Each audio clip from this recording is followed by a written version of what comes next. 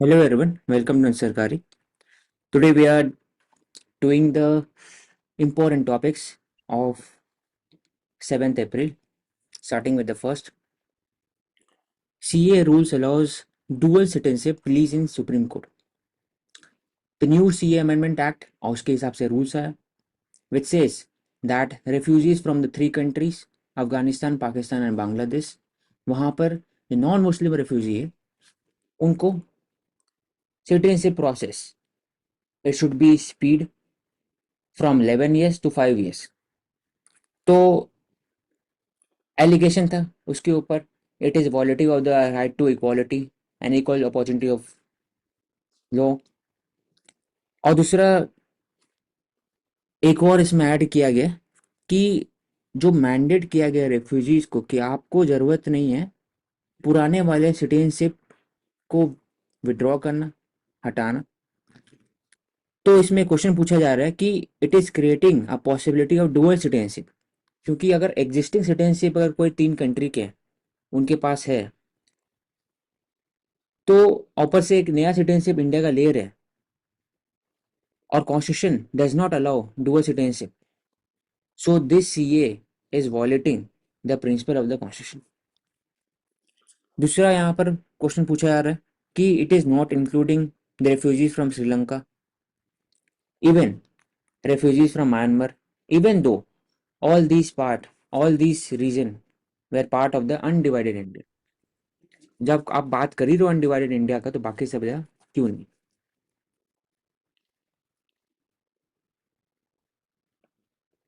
और दूसरा की जो परसिक्यूटेड माइनॉरिटीज का बात करते हैं तो why you are discriminating the persecuted minorities from all these countries, क्योंकि माइनॉरिटी स्टेटस और रेफ्यूजीज है India although does not have any provision regarding the refugee convention.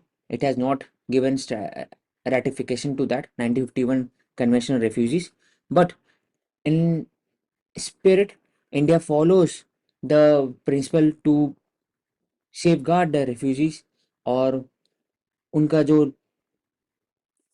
Minority status है। तो why the government of India is discriminating between the minorities from Bangladesh, Pakistan and Afghanistan and also the Sri Lanka and Myanmar? Why the minorities from these countries are not there? तो ये दो allegation.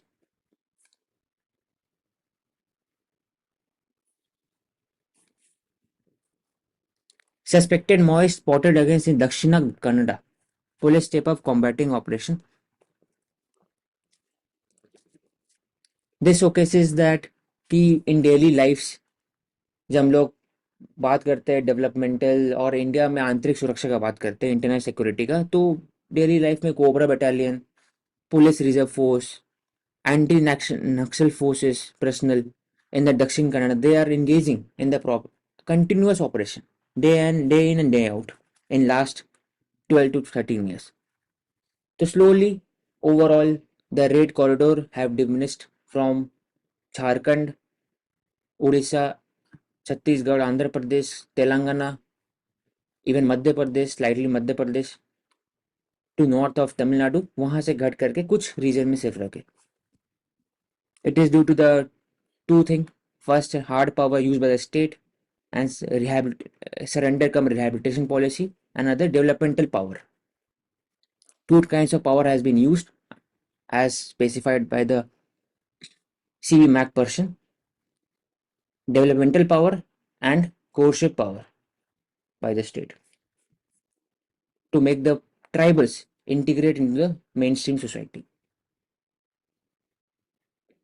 Kerala researcher working to dispel myth around the bat. This is regarding the Nipah virus और उससे related stigma regarding the bat कि हर कोई जब bat को देखते हैं तो they they have certain kind of a image regarding bat कि उससे वायरस फैल सकता है। तो Kerala researcher have said that जरूरी नहीं कि हर बैट के अंदर में ऐसा हो, although they possess zoonotic diseases, that is spreading of the disease from the animals to the people, उसको zoonotic बोलते हैं। तो what is needed proper identification, classification of bat species are essential for the implementation of the effective conservation strategy of the bat and their ecological roles of their niche in the ecosystem.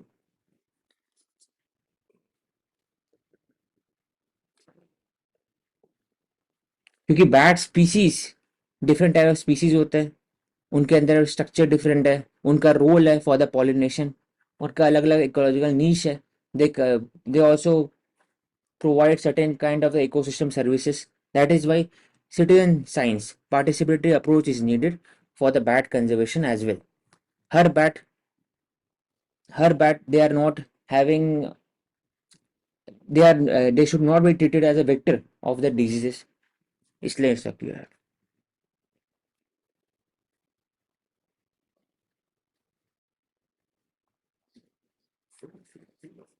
And here in this case, so Indian flying fox, which is the most common bat species that we get in India, it is also known as Greater Indian fruit bat. So iska IUCN status is least concerned.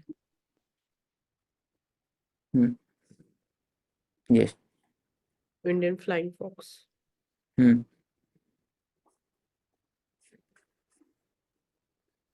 Constitutional और ये पूरे morality. All over India मिलता है इसका habitat, पूरे India में मिलता है. Some parts of Pakistan, then entire again Sri Lanka, Bangladesh, some parts of Nepal and Bhutan. Jammu and Kashmir में बहुत रेयर है, बाकी it is found in all over India. ठीक है. Constitutional morality is at stake. Constitutional morality, interpreting the situation, interpreting the laws, regulation according to the constitutional vision that has been given in the Constitution.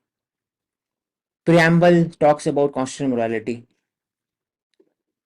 और जो vision, ethical ideas mentioned in the Constitution, उसके हिसाब से when there is an interpretation of law, it is constitutional morality. So it has said, so he says that unseating of the CM during his tenure, during the session of the legislative council, और जब ED ने उन्हें बुलाया questioning करने के लिए without giving notice भी दिया गया, लेकिन एलिगेशन है कि उस समय लेजिस्लेटिव असेंबली सेशन चल रहा था. This causes certain kind of issue in the democratic spirit and process.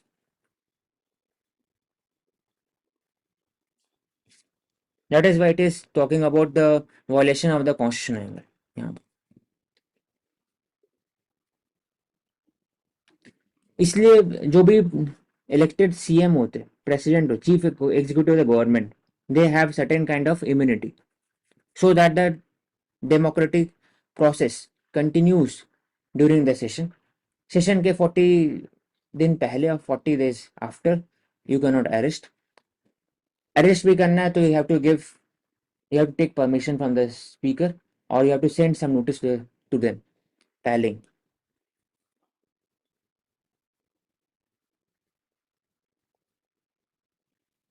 अब प्रिविलेज जो लोकसभा मेंबर्स है वो 105 के अंदर में, और जो एमएलए के हैव टू सीट, मानसी वो देख लो privilege of the MLA.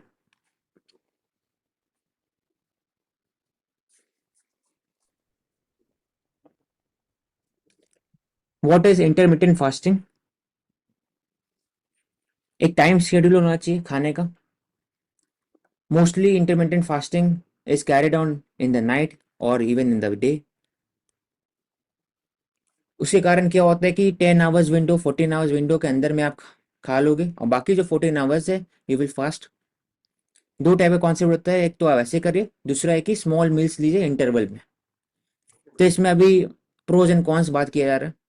Intermediate fasting में देखा है कि वेट लॉस होता है, आपका मेटाबॉलिक जो एक्टिविटी है वो बढ़ता है, फैट लॉस जल्दी होता है, you are becoming more active. लेकिन हर के लिए इंटरमीडिएट फास्टिंग नहीं है, ऐसा रिसर्च में पाया गया. For example people over 65, children and teens who need more nutrition, those who are suffering from diabetes and having certain kind of kidney liver diseases, eating disorder is क्या, and those who are pregnant and breast feeding, blood sugar इनका बहुत कम है, उनको intermittent fasting नहीं करना चाहिए। क्यों? क्योंकि उससे जब पेट में खाना नहीं रहेगा तो it will create more gastric juice, उसके कारण रिफ्लक्स, एसिड रिफ्लक्स भी हो सकता है। और दूसरा कि एड्रेनल रश और बाकी सब जो हार्मोनल चेंजेस है बॉडी के अंदर वो इम्पैक्ट कर सकते हैं। दूसरा, आप जब कम समय के, जब बीच में इंटरमिटेंट फास्टिंग करते हो, जिस समय खाते हो सिर्फ 2 टाइम सिर्फ खाते हो, उसमें भी अगर कैलोरीज ज़्यादा लेते हो तो कुल मिला के बात सेम ही होता है। तो इसलिए rather than focusing on time, focus should be on calories. ऐसा ही रिसर्च पेपर का है। तो अलग अलग एरियाज है। Already this research paper is not peer reviewed, right of.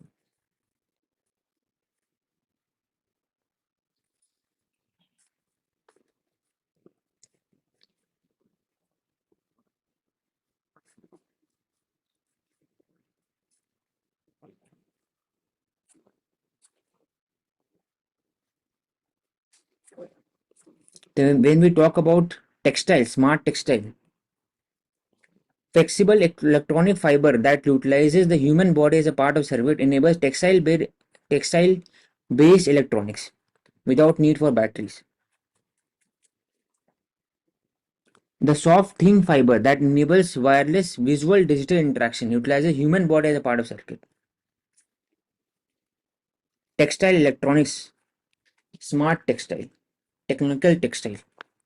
So it can be used as electronics also.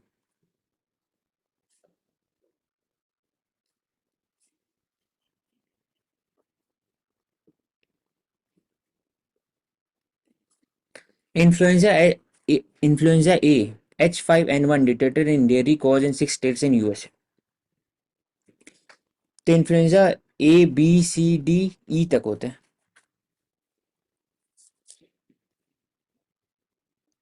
Mostly influenza A में we can, it is a preventable. एक बार सर्च करना इसके बारे में।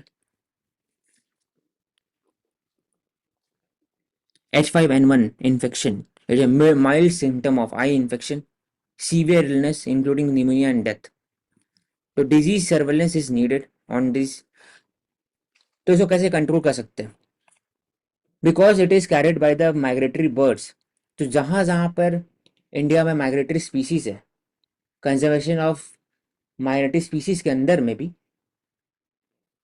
जो कन्वेंशन है, बॉर्न कन्वेंशन, और जो इंडिया में स्पेसिफिक लोकेशन है जहाँ पर माइग्रेटरी स्पीसीज आते हैं, वहाँ पर भी डिजीज सर्वेलेंस किया जाना चाहिए बाय द लोकल एडमिनिस्ट्रेशन, ताकि पता लग सके कि कोई ऐसा बर्ड्स ऐसा तो नहीं है कि they are carrying the disease from distant region, because they affect the poultries, they affect the mammals across the world.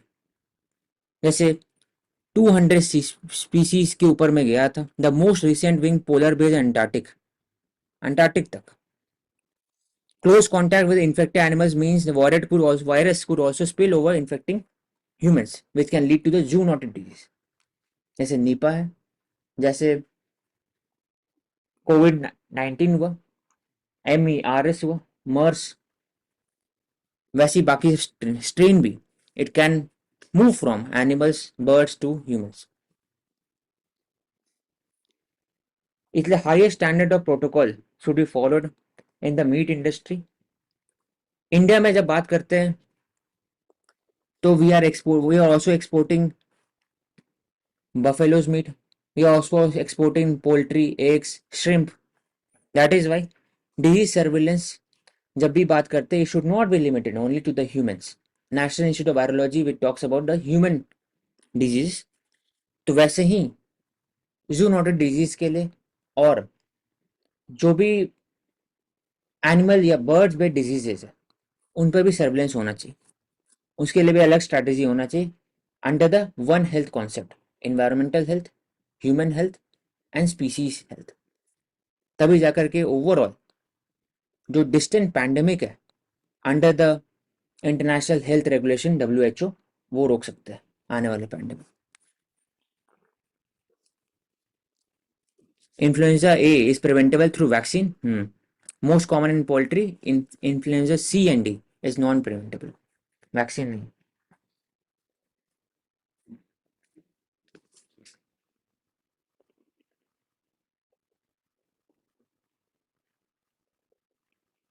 तो institution for viral diseases in animals, ऐसा क्या है? तो फिर national There is institute no. Of high security animal diseases, it is under the ICAR. ये काम करते हैं with respect to the animal disease in India. Hmm. अभी तक यही है इम्पोर्टेंट। हाँ, नेशनल। एनिमल्स के लिए जो आपने बोला, और एक नेशनल इंस्टीट्यूट ऑफ वायरोलॉजी भी है पुणे में। जो बात करते हैं जूनोटिक का ही बात करते हैं, ह्यूमन डिजीज मोस्टली। औशिक, आप ऐसा भी कर सकते हैं जैसे when you are saying any keyword, correct? Yes Any big keyword, you can just take anyone's name and ask them to repeat the word or repeat the term. You can just ask anyone randomly. जैसे एक fact है, so this will help us in absorbing the time for the fact, and this will increase the attention span and engagement also. At times, is only you can say only power available to you. Yes मैंने क्या बोला बस इतना बोल के आप पूछ सकते हैं what I said, can you repeat please? Yes okay, yes and without giving too much time just move on. अगर नहीं बोलता है सामने वाला, it's okay, don't give more than 1 or 2 seconds। Yes.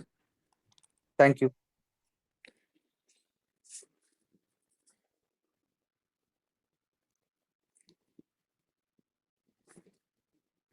Over reliance on the smears microscopy for the TB detection. India में TB death से related keywords अगर बोला जाए तो 29 लाख टीबी केसेस है इंडिया में।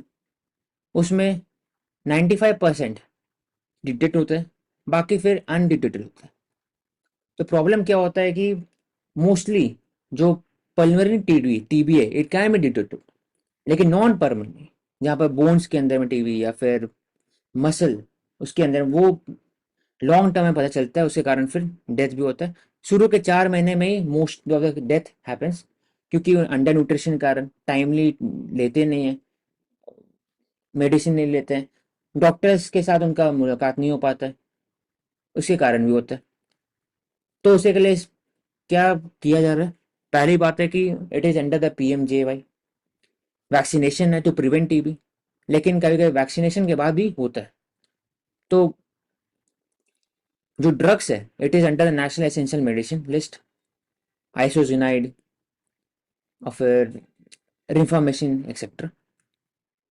फिर निक्षय पोर्टल है, और निक्षय पोर्टल से रिलेटेड वहाँ पर एक प्लेटफॉर्म है जहाँ पर आप कंप्लेन कर सकते हो, आप रजिस्टर कर सकते हो, आपका ट्रैकिंग हो सकता है। पोषण अभियान के अंदर में आपको एक्स्ट्रा न्यूट्रिशन मिलता है। अपार्ट फ्रॉम दैट कैसे पता लग सकता है टीबी, तो वो ये टॉपिक बात करना चाह रहे हैं। तो smear microscopy under national strategic plan,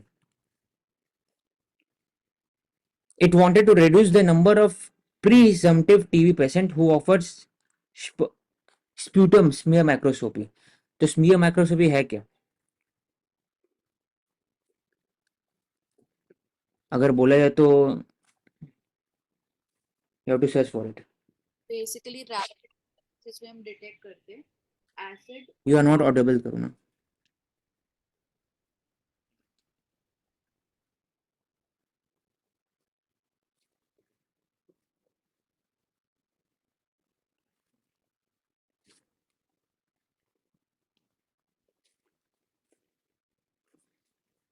rapid test to detect the presence of acid fast bacilli, वो तो है, लेकिन फिर कैसे काम करता है?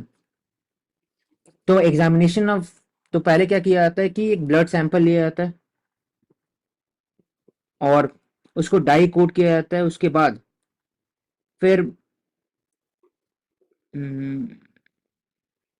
stain the इसमें sample it with is dye right that binds the direct. AFB, rinse with water, acid alcohol से remove किया जाता है।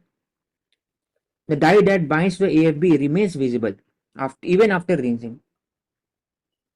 तो AFB इसमें कॉन्सेप्ट आता है, इसमें एसिड औषक फास्ट स्मेयर्ड जो है, बैसिल। कोई जो बॉडी फ्लूइड है उसको एक्सट्रैक्ट किया जाता है, जैसे कोविड-19 में भी किया जा रहा था, तो उस स्मीयर की टेस्टिंग की जाती है। इट माइट बी पॉसिबल कि उसमें जो वायरस है या जो माइक्रो ऑर्गेनिजम्स है, they might be detected through that testing, bacteria in case of TB. तो इसमें वही detect the acid-fast organisms, for example, जो mycobacterium है tuberculosis के केस में, and even the non-tuberculosis mycobacteria. तो सिंपली इसमें मतलब और ज्यादा एफिशिएंट है and there is less scope of doubt in this case. जैसे अभी हम देखते हैं अगर एक्सरे किया जाता है या फिर एमआरआई स्कैन्स किए जाते हैं तो उसमें skills of doctors, their experience matters a lot in terms of being assured कि yes you are diagnosed with TB or not। तो smear testing में there would be less time and it would be more efficient। अभी जैसे CB NAT होता है, TB gold जिसको बोलते हैं, तो इसी कारण आपसे ब्लड लिया जाता है, उसके बाद फिर टेस्ट किया जाता है। It is gold standard for detecting the active TB infection. Challenges, हाँ, मल्टी ड्रग रेजिस्टेंस, क्योंकि एंटीबायोटिक यूसेज बढ़ते जा रहा है, over prescription of the antibiotics, उसके कारण जो फर्स्ट लाइन ऑफ ड्रग्स है रिफाम्पिसिन, आइसोजेनेट, उस पर वो काम नहीं करते, तो आप सेकेंड लाइन ऑफ ड्रग्स देते हैं। 2-3 ड्रग का नाम है, उस एक्सडीआर टीबी से एमडीआर टीबी वो डील करने के लिए मल्टी ड्रग रेजिस्टेंट टीबी, और वो भी नहीं होता तो एक्सडीआर टीबी, इसमें बाकी जो 6 लाइन ऑफ ड्रग है वो नहीं काम करते, फिर आपको इंजेक्शन दिया जाता है, फिर और भी डिफरेंट टाइप ऑफ प्रोटोकॉल है। जैसे जैसे अगर ड्रग रेजिस्टेंस बढ़ता है वैसे वैसे आपका डेथ मोर्टेलिटी बढ़ता है, और साथ ही साथ आपका वीकनेस बढ़ता है, इम्यून सिस्टम इज वीकेंड होता है। Out of pocket expenditure, nutrition insecurity, inadequacy of drugs, क्योंकि some of the cases generic medicine available है और कई कई लोकल फार्मास्यूटिकल में नहीं रहते, तो इसी कारण भी इशू रहता है। तो इंडिया का लॉन्ग टर्म विजन है अंडर टीबी प्रोग्राम कि 2025 तक we will eliminate TB.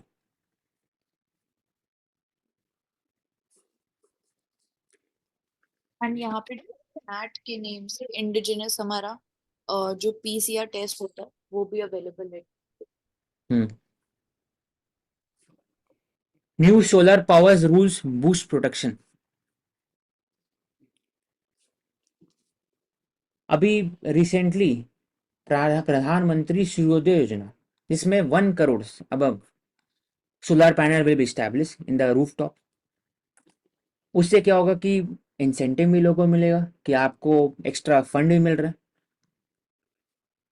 Dependency on the existing grid कम होगा ड्यूरिंग द समर सीजन, जिसमें पीक डिमांड रहता है इलेक्ट्रिसिटी का। तीसरा, इंडिया का टारगेट है long term 2070 carbon being carbon neutral, Panchamrit target, वो अचीव कर सकते हैं।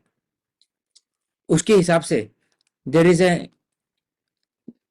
New rule under the ministry of new and renewable source of energy, solar photovoltaic modules order 2019। इसमें क्या किया,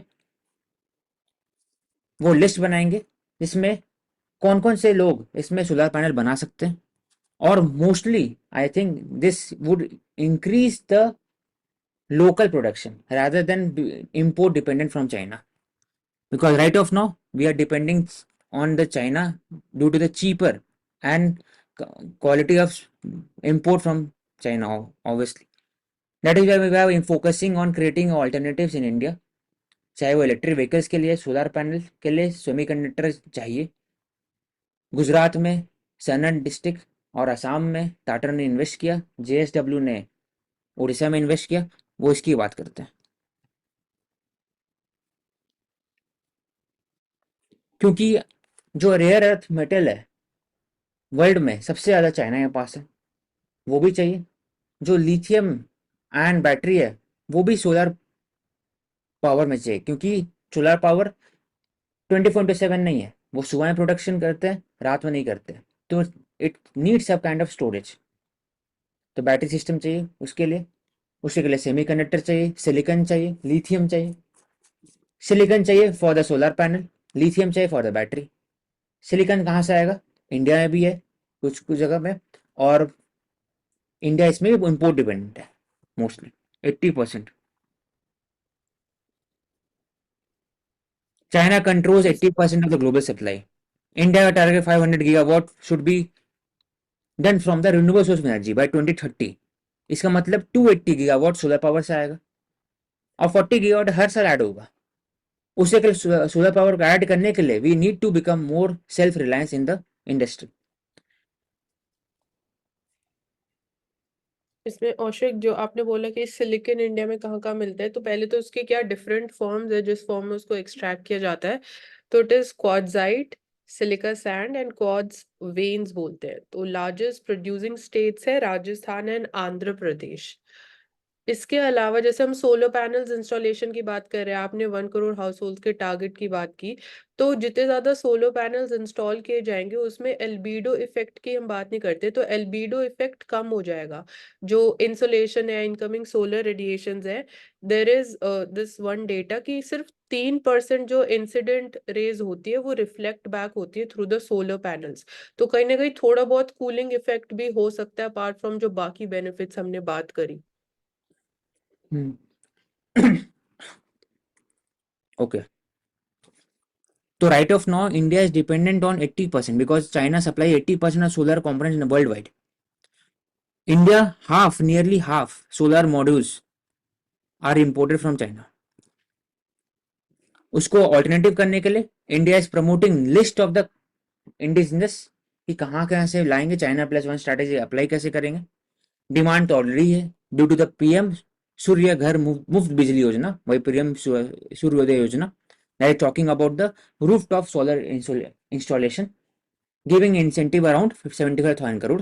पीएम कुसुम, इसमें सोलर पंप सेट दिया जाएगा फार्मर्स को ताकि फार्मर्स इरिगेट कर सके अपने फील्ड को। And also it also provide incentive to the farmers to create electricity, और जो पैसा एक्स्ट्रा बचेगा वो अपने पास ही जाएगा। तो फार्मर्स और गुड के लिए अलग होगा पीएम कुसुम, अर्बन मोस्टली अर्बन और के लिए पीएम सूर्योदय होगा।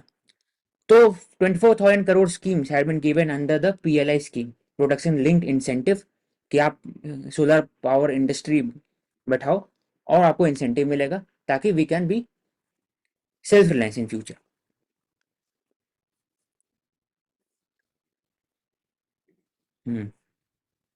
Regarding Kachchatheevu pact we already discuss in detail, तो Mansi you can just conclude in very short. Okay, Kachativu Islands जो है, it is a island at the Park Strait which is between India and Sri Lanka. तो 1974 में this island was ceded to Sri Lanka by India during the prime ministership of Indira Gandhi.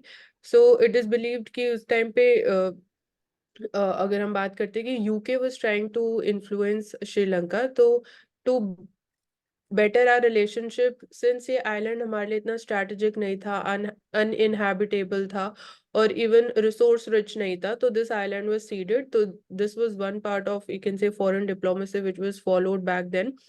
And इसके अलावा हमने second aspect की जो बात करी थी, wage bank which is closer towards the more southern coast of like Tamil Nadu.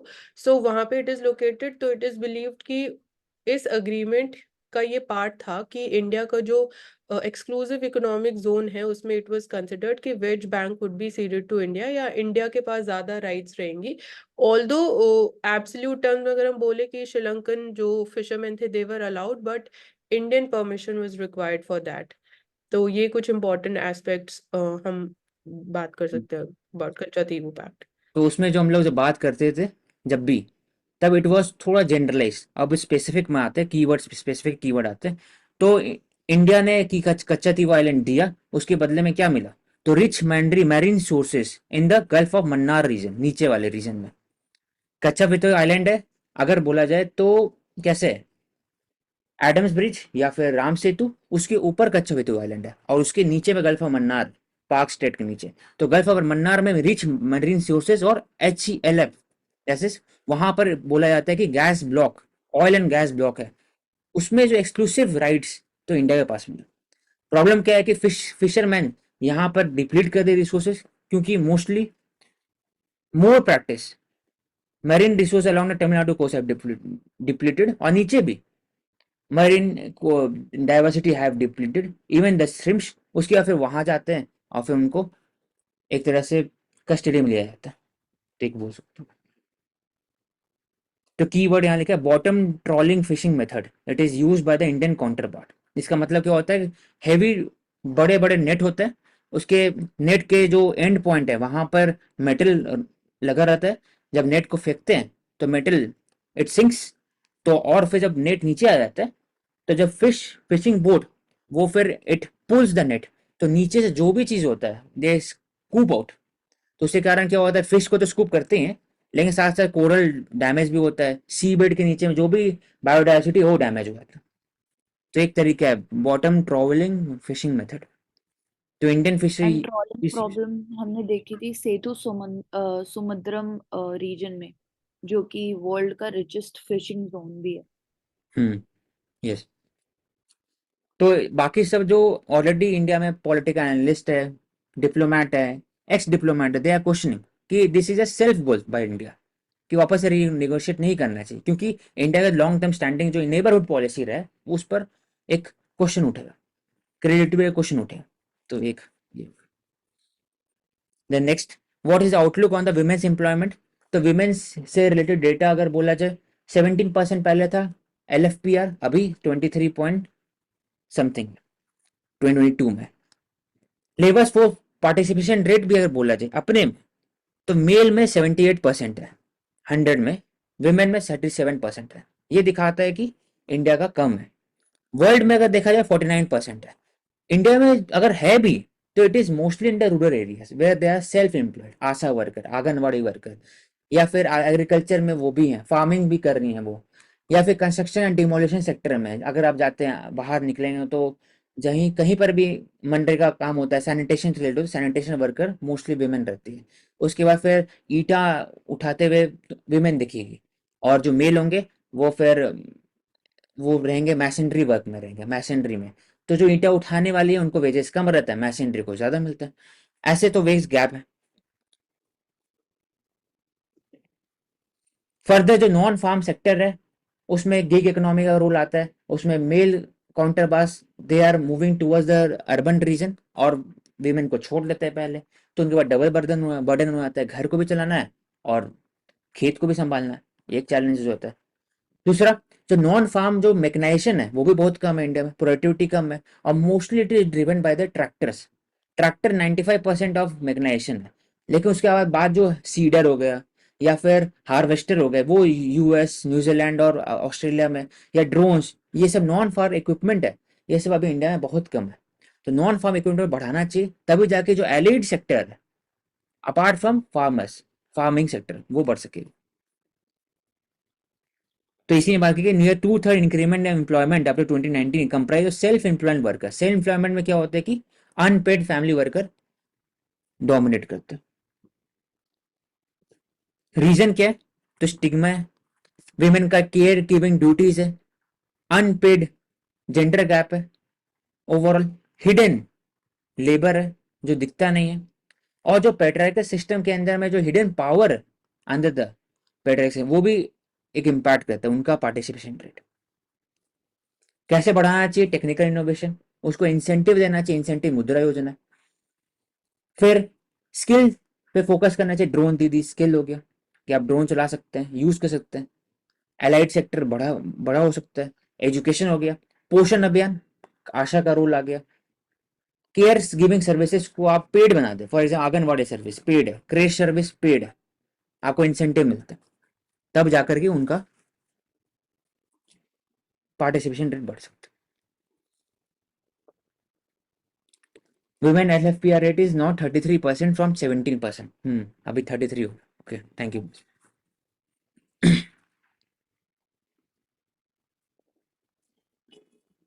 This is Chenab Bridge, world largest highest rail arc bridge, 359 metre height है नीचे से ऊपर।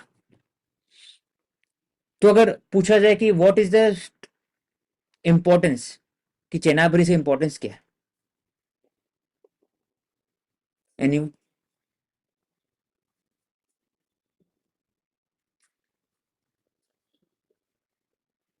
दिव्या?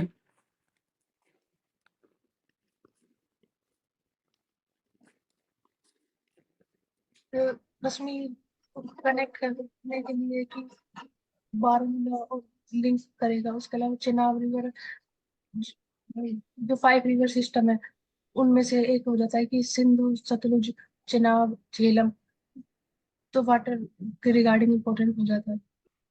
तो एंड हम तीन बोल सकते हैं कि जो एग्रीकल्चर सेक्टर है उसके लिए भी ऑल वेदर कनेक्टिविटी देगा। ऑल वेदर कनेक्टिविटी कीवर्ड है, क्योंकि क्या होता है कि जो जो नॉर्मल पास है, रोहतांग पास और बाकी सब पास, वो स्नोफॉल के समय बंद हो जाते हैं, और उसको स्नोफॉल रिमूव करना बहुत बड़ा चैलेंज होता है हर बार, वॉर के समय नहीं कर सकते। तो वॉर के समय में ऑल वेदर टनल, तभी अटल टनल इंपॉर्टेंट है, तभी चेनाब ब्रिज इंपॉर्टेंट है। It is a strategic asset of India, both for development purposes and both for movement of the troops during crisis. और ये हमारी इंजीनियरिंग स्किल्स का भी हम बोल सकते हैं कि डिपिक्शन है, कि हम बात करते हैं जैसे जो सलग्यारा टनल वाला जो क्राइसिस डिजास्टर हुआ था, वहां से हमने फॉरेन एक्सपोर्ट्स को बुलाया था। तो यहाँ पे हम कंस्ट्रक्शन में भी as a part of self reliance बात कर सकते हैं कि Indian experts and engineering skills. हम्म तो अगर बोला जाए पहला आर्क ब्रिज, इसे छोटा सा कॉन्सेप्ट है, कहाँ कब बना था, तो mostly it was in the Roman period. Arch bridge, arc से बाद में पता चला कि आर्क को बड़ा करते करते रहेंगे तो weak, there will be weakening of the structure, that is why they have shifted from the arc to ropeway. तो जो भी बड़े ब्रिज है अब रोपवे है, क्योंकि उससे जो हर एक ब्रिज के ऊपर जो टेंसाइल स्ट्रेंथ है, it is distributed evenly. Arch में ऐसा नहीं होता।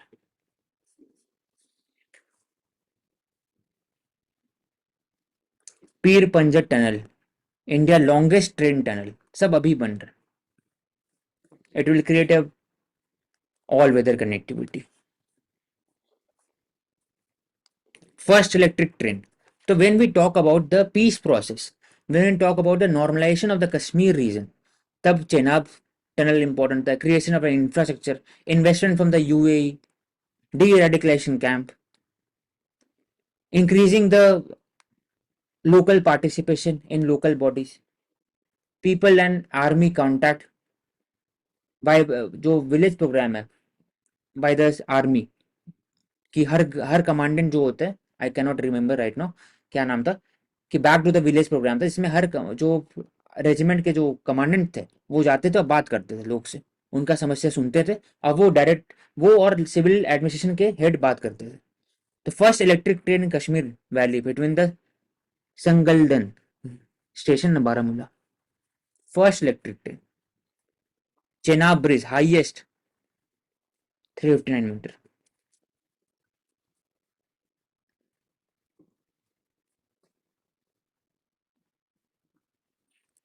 Because NH44 remains closed during the winter and other natural calamities during snowfall landslide. That is why rail link or the tunnel, it will create connectivity 24/7, और sensitive zone में आप पहुंचा सकते हो अपने ट्रूप्स को, इसलिए।